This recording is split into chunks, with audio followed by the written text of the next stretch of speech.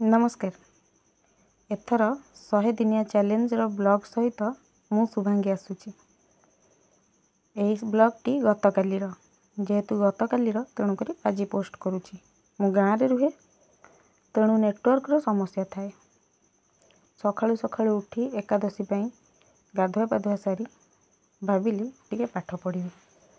अवश्य आपण मते पाठुआ भाविबा आपणकर भूल हेबो, कारण मु एते भी पाठ पढ़ेनी कि बही खाता देखिबार मत कई देखती। केबे केबे इच्छा हेले एमती देखिदिए को गोटे वीडियो डाउनलोड करी, तो से हिसाब से सकाळु सकाळु भाविली एते सकाळु तो उठी काम सरी तो देखा।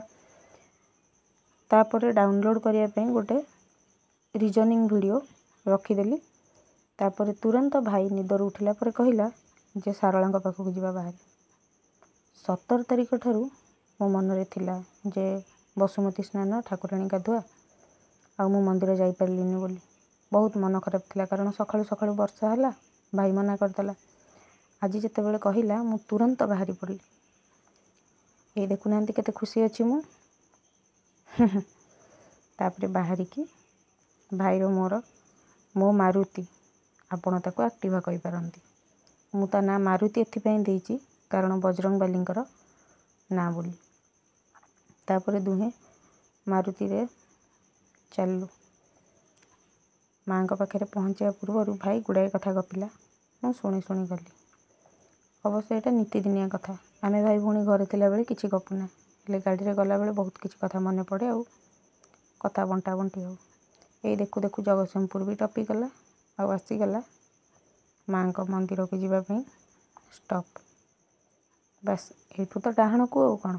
आपण जदि जीवाकु चाहुचंती केबे सारला मंदिर आउ जदि आपण बस रे जीवा पई चाहुचंती ताहले लक्ष्मी बस को आपण पाई जाई परिबे। नचेत एही छकरे ओल्हेले एठू आपण को मध्य बस मिली जबो।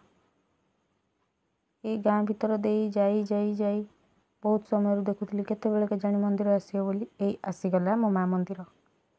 ए स्थान मो पई गोटे सुंदर और शांतिपूर्ण स्थान, जोठी की आसिले मते लागे मु मो जीवन रे बहुत किछि पाई जाइछि बोली। जोठी की आसिले मते मो जीवन पूर्ण लगे।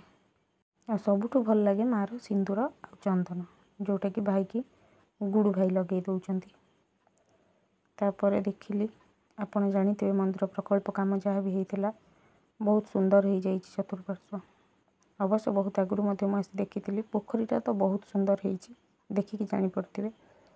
तापर आमे चलिलु बाबा गोरखनाथ पाखक। सारला जीव गोरखनाथ जीवनी हेई परिबनी, कारण दुईटी जाक मंदिर बहुत पाखापाखि। आ अनेक लोक दूररू मध्य आसंती एकाठी दुईटी मंदिर दर्शन करबा पई।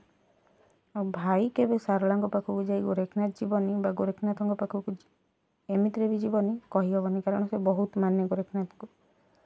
भितरू गलु भाई तार सबुदिन भली भोग आनिला। भोग आनिबा को जीवा बेले गोटे कथा, सेठी गुड़ाए महुमाछी उड़ुथिले। मते सबुथर डर लगे, कारण एते महुमाछी उड़ंती। आज तो बहुत परिमाण रे उड़ुथिले। और भाई तथापि गला भोग आनिबा पई जेतबेले गोटे भी कामुडिलेनी। से दोकानी बरং कहले जे महुमाछी कामुडिबेनी। सतकु सत ताहा ही ହେଲା। ये होची गोरखनाथ मंदिर। सबुठु बहुत बड़ बरगछ एठी अछि। एई देखुना केते महुमाछी उड़ुचन ता पाखे भी, किंतु गोटे भी कामुडंती। एटा मते लागे गोटे जादू भली। केमते महुमाछी कामुडिबेनी जे। तापर भोग आ दीप नहीं आमे भाई भौणी गलु नना को देलु। पूजा सारिबा परे बस आउ कौन थिला जे घर को फेरिलु। बाटरे टिके पेट्रोल पंप रे मारुति को खाद्य देला परे घर को आसी मते निद हो जाइछि। आ मु जानिनी थकान रे जेतबेले उठिली वर्षा छिटा मारला, झरका खोला थिला। तो देखला बेलको बढ़िया सुंदर पाग होइछि। गाँव रे ए सब दिन भल लगे, सहर रे थिले भारी खराब लगी था वर्षा। किंतु वर्षा को फोन चली चली उपभोग करवा से भी गोटे खुशीर कथा। कथारे मु थरे थरे आगुरी कहे जे गाँव रे सहर रे वर्षा हेले डंगा भासे, हेले गाँव रे वर्षा हेले माटी बासे। बोध हुए झरका खोला करी मुझे माटीर बास्ना नवा ही शोई रही थी। तापर वर्षा छाड़ीगला, मुझे बाहर को बाहरी आसिली देखा। ବର୍ଷା ପରର ଦୃଶ୍ୟ ବହୁତ ଭଲ ଲାଗେ ନା, ସେଥିପାଇଁ। ଦେଖୁନାହାନ୍ତି କେତେ ସୁନ୍ଦର ଦେଖାଯାଉଛି ଆକାଶ ଆଉ ଏ ଗଛମାନଙ୍କର ଡାଳପତ୍ର। ତାପରେ ବାପାଙ୍କର BP ମେଡ଼ିସିନ୍ ସରିଯାଇଥିଲା, ତେଣୁକରି ଔଷଧ ପାଇଁ ଯିବାକୁ ପଡ଼ିଲା। ବାହାରିଲି ମଣ୍ଡାସାହି, କାରଣ ବାପାଙ୍କ ଟ୍ୟାବଲେଟ୍ ସବୁଠି ମିଳେନି। ସେଇଠୁ ବାସ୍ ମୁଁ ଆଉ ମୋ ଗାଡ଼ି ଆମେ ସାଙ୍ଗ ହେଇଗଲୁ, ମେଡ଼ିସିନ୍ ଆଣିଲି। ବର୍ଷାରେ ଓଦା ହେବାକୁ ପଡ଼ିଲା ଫେରିଲା ବେଳକୁ, ତେଣୁକରି ଆଉ କିଛି ଭିଡ଼ିଓ ନେଇପାରିଲିନି। ରାତିରେ ପହଞ୍ଚିବା ପରେ ପ୍ରବଳ ଓଦାକୁ ରାତି ହେଇଯାଇଥିଲା।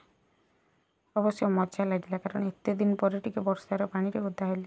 ଶେଷରେ ଭାଇ ଜହ୍ନି ଆଳୁ ତରକାରୀ କରିଥିଲା, ସମସ୍ତେ ଜହ୍ନି ଆଳୁ ତରକାରୀ ରୁଟି ଖାଇ ଶୋଇଲେ। ମୋର ତ ଏକାଦଶୀ, ତେଣୁ ମୁଁ କେବଳ ଦେଖିଲି। ଭିଡ଼ିଓଟି ଭଲ ଲାଗିଥିଲେ ପୁରା 100 ଦିନ ପର୍ଯ୍ୟନ୍ତ ଯୋଡ଼ି ହୁଅନ୍ତୁ। ଦିନ ସବୁ କେମିତି ବିତୁଛି ଏମିତି ଭଲରେ ଦେଖେଇବି, କିଛି ମିଛ ତଥ୍ୟ ନୁହେଁ। ଧନ୍ୟବାଦ।